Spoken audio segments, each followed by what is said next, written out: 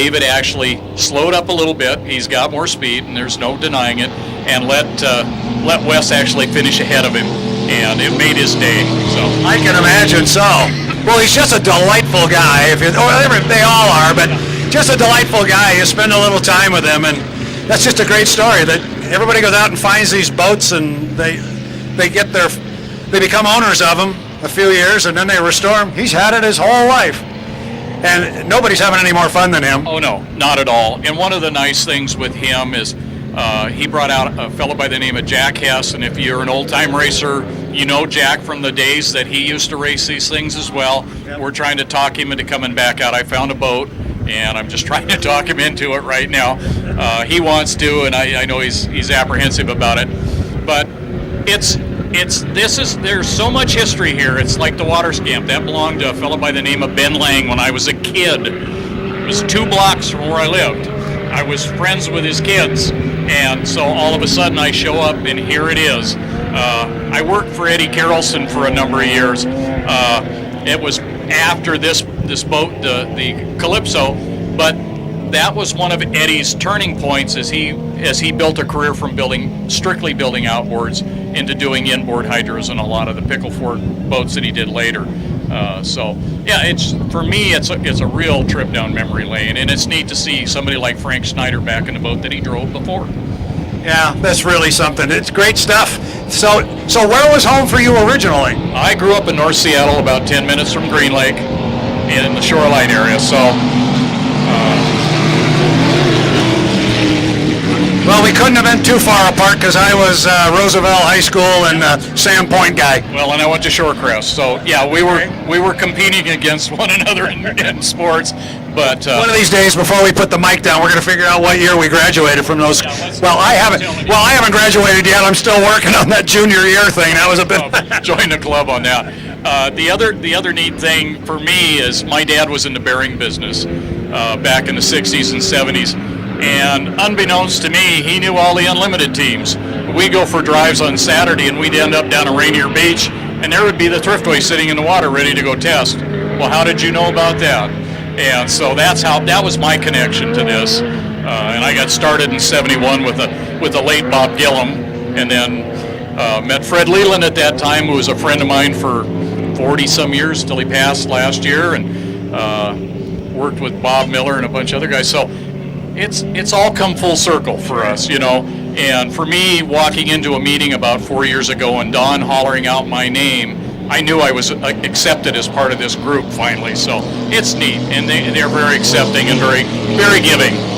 So. Well, and I learned that too, my way of learning this group and how I got accepted into this.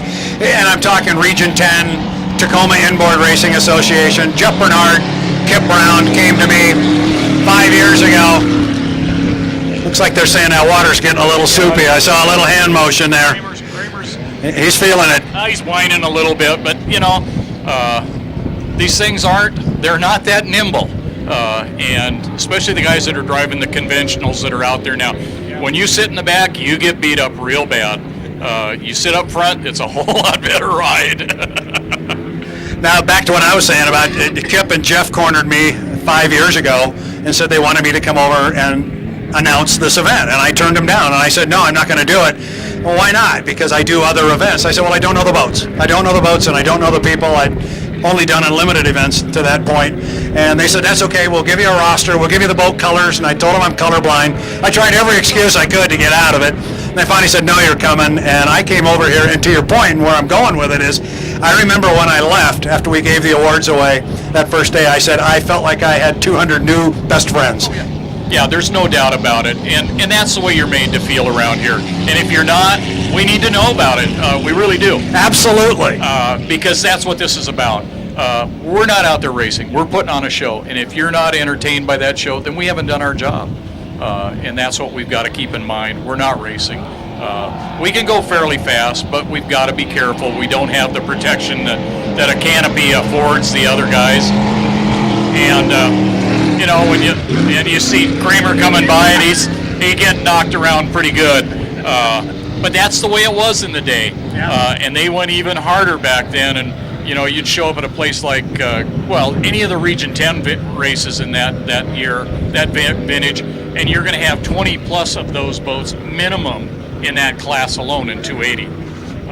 It was absolutely incredible with the number of boats, and I wish we could get back to that. And fortunately for everybody, as they said earlier, we're the biggest group this weekend. Well, I'd love to see 20 or 30 of us here, and that just adds to the show, and that's what it's about. And it helps everybody. And we did something this year when I came back as the region rep, and our group joined Seattle Inboard. And the reason, and I know there's people that didn't understand, but the reason was we need to be more active in helping with doing things. And we have people like Jerry Kelson, who's now inspecting Unlimiteds and race, all competition boats.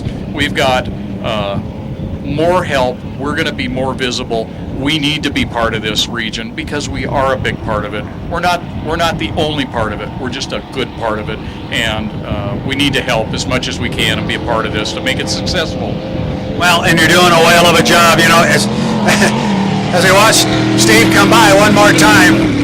Yeah, he's going to feel it this evening. He and Wes Gray both. They got one more lap to go. But when you were talking about in these conventional boats sitting there at the back, they really feel it. They feel every wave, every bump they go across. Remember very well when Bill Muncie first moved up front and had to go sit up front in the Atlas Van Lines.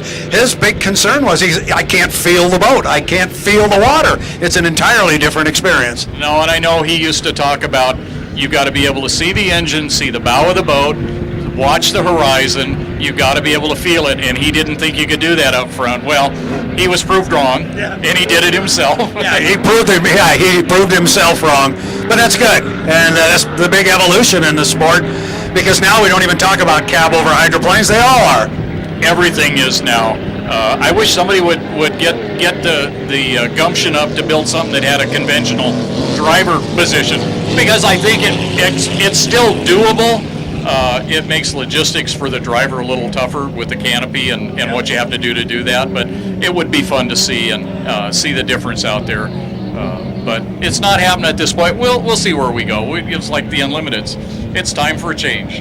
We have to. It is time for a change. No argument there. Jeff may come over, or Kip may come over and smack me for saying that. That's all right. That's why we let Kip come around here once in a while. Notice I'm stepping out of the way now. Notice I'm stepping away when that happens too.